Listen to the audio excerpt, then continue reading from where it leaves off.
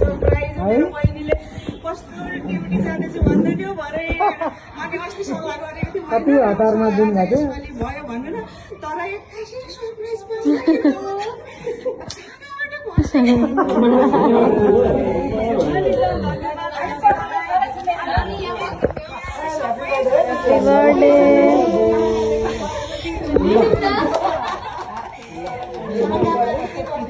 कान्छी दिदी भन्नुहुन्छ है?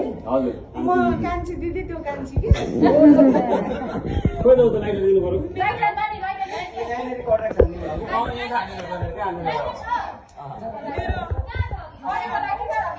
मेरो कान्छी कान्छीले खोइसक्यो कि